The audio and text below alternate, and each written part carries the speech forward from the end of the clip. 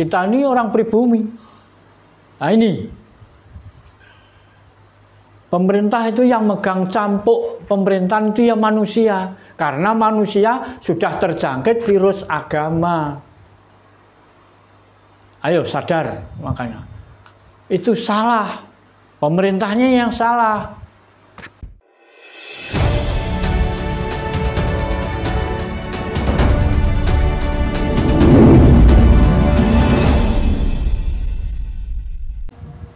Bahkan belum ada Islam, Muhammad saja belum lahir.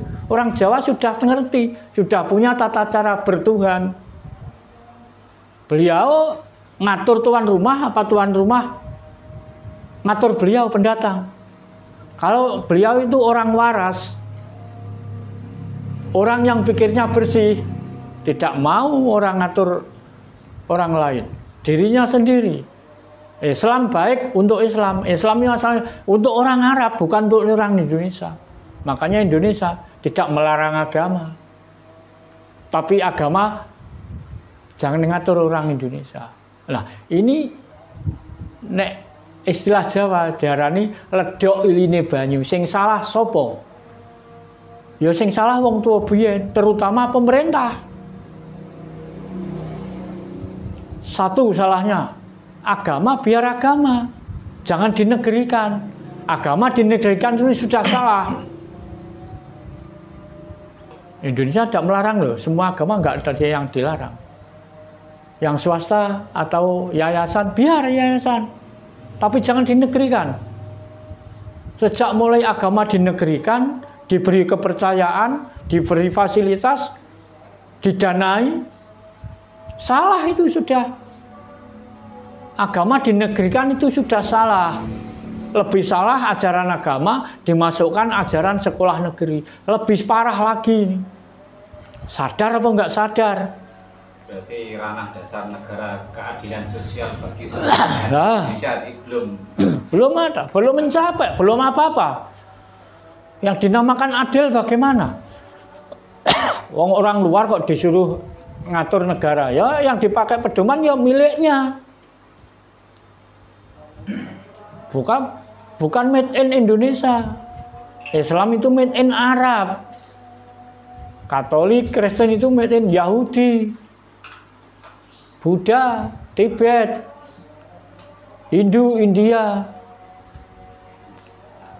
Sebelum ada agama apapun di Indonesia, orang Indonesia sudah tahu dan sudah mengerti dan sudah punya tata cara bertuhan. Lebih-lebih orang Jawa. Makanya Indonesia itu disebut Jawa itu induk Indonesia. Yang sudah-sudah kesalahan orang dulu biar sekarang. Sekarang sudah waktunya generasi kita, bangsa kita sudah tahu mana yang benar dan mana yang salah. Masalah tentang kerjasama antar bangsa silahkan, tapi jati diri jangan hilang. Jangan mentang-mentang punya bisa bikin pesawat, bikin jalan tol, jangan bangga dulu. Begini, jati diri kita hilang. Ini mohon maaf, ini titipan dari teman-teman yang melihat video kami, ya toh. Iya. Terutama mereka beliau-beliau yang sudah mengerti kapitayan Jawa, Bapak. Jadi masalah tempat ibadah, Bapak.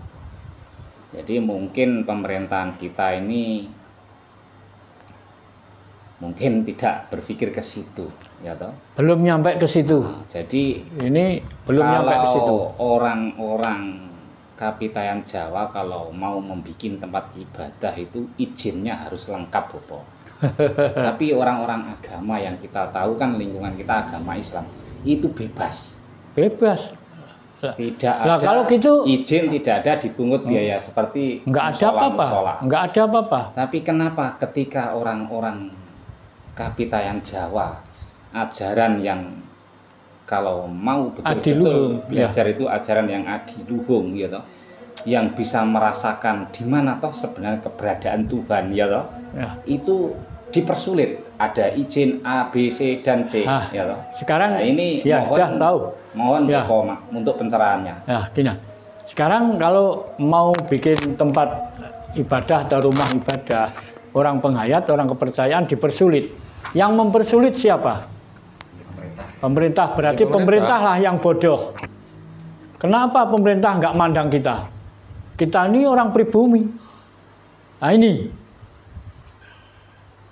Pemerintah itu yang megang campuk pemerintahan itu ya manusia. Karena manusia sudah terjangkit virus agama. Ayo sadar makanya. Itu salah. Pemerintahnya yang salah. Nah pemerintah itu yang megang ya manusia.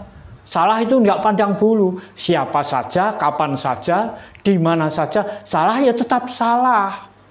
Nggak bisa salah dibilang benar.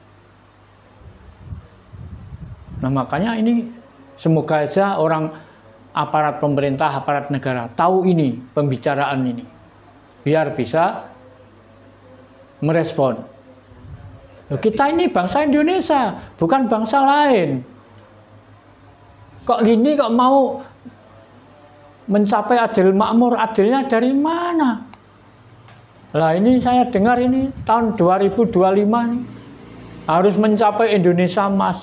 Dari mana asalnya? Lewat mana? Padahal ini waktunya tinggal 20 tahun. Coba sekarang sudah 2025. 2045 tinggal 20 tahun.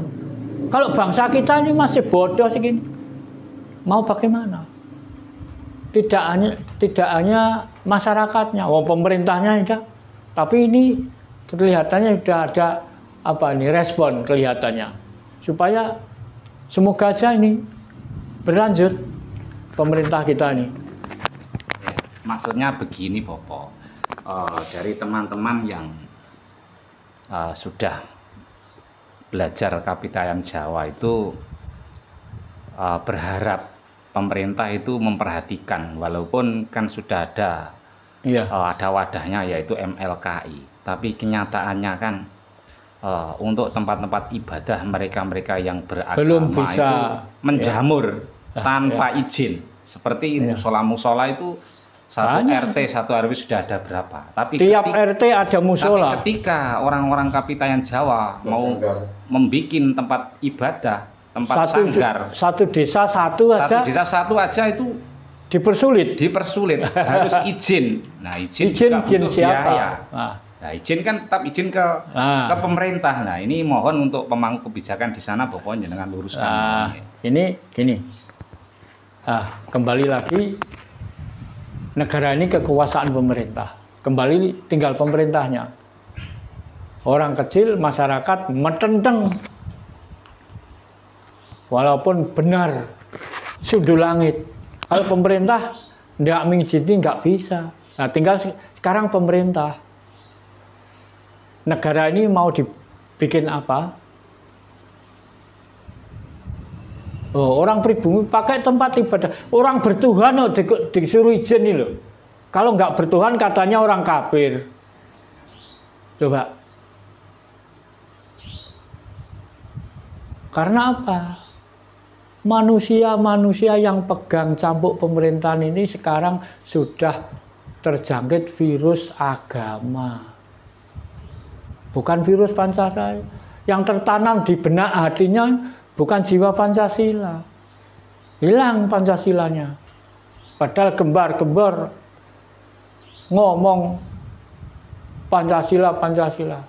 Ini 1 Mei kelahiran, 1 Juni kelahiran Pancasila. Terus tanggal 1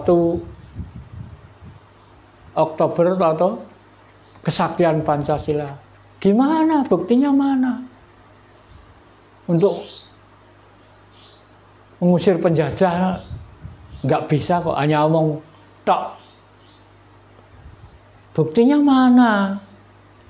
Coba sekarang, kalau nggak percaya. Apa tandanya orang yang berjiwa Pancasila? Bendera aja ini loh. Bendera merah putih ini dikibarkan tiap 17 Agustus, mulai bulan Agustus. Tidak semua orang punya benderanya. Padahal yang merdeka kan tidak hanya orang yang pinggir jalannya, tapi orang dalam-dalam kan sama saja. Belum tentu orang yang di dalam itu punya bendera. Itu bendera, belum lambang burung Garuda. Kantor-kantor, instalasi, tempat pendidikan, apalagi madrasah aliyah, belum tentu ada simbol Garuda. Yang ada gambar Ka'bah itu. Iya, tulisan Arab. Tulisan Arab. Simbol negara, simbol kebangsaan belum tentu punya. Ada di balai desa itu gambar lambang Garuda itu kecil. Kecil. Itu ini ya kelemahan siapa? Ya, kelemahan pemerintah. Mau bilang apa? Kalau pemerintah mengatakan, ayo bangsa Indonesia harus tiap rumah harus punya bendera, harus ada tanda burung Garuda, itu simbol kebangsaan kita. Kalau pemerintah yang mengadakan, yang nyuruh, pasti ikut, nggak akan bantah. Nggak ada, nggak pernah ada. Kita bangsa Indonesia. Orang penghayat itu orang yang sadar, sadar-sadarnya. Luar dalam sadar. Negara ini tanpa ada orang penghayat sudah runtuh. Hancur. Dipakai bansaan orang agama-agama. Kenapa kita bangsa Indonesia pakai tolak ukur agama?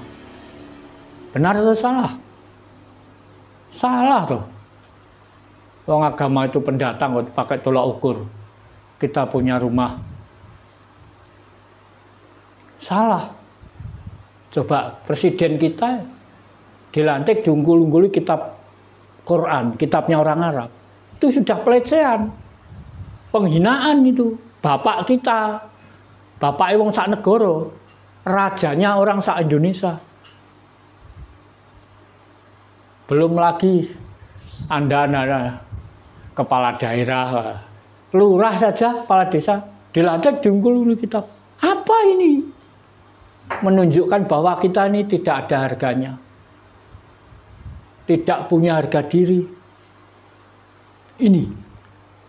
Kepala kita sebagai bangsa ini dipakai kesetnya dengan orang Arab. Enggak terasa. Malah bangga orangnya. Karena ini orang bodoh. Seperti Jepang bagus. Warga Jepang harus Shinto. Itu perlu dicontoh itu. Nyontoh yang benar, yang baik, yang dicontoh. Coba. Sekarang kita ini dijajah secara fisik.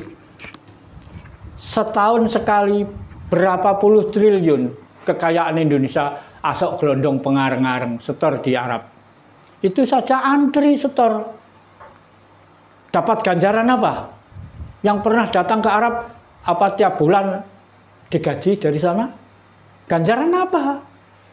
Diganjar apa? Nunggu mati Bopo katanya. Mati udah nggak tahu apa-apa. Wong hidup saja dibilangi nggak gagas kok mati. Bodoh itu.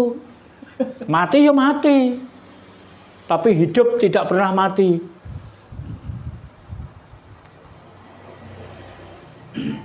Hidup tidak pernah mati. Kalau sudah mati ya mati. Orang sudah mati, sudah meninggal, dibacakan buku. Mosok dengar.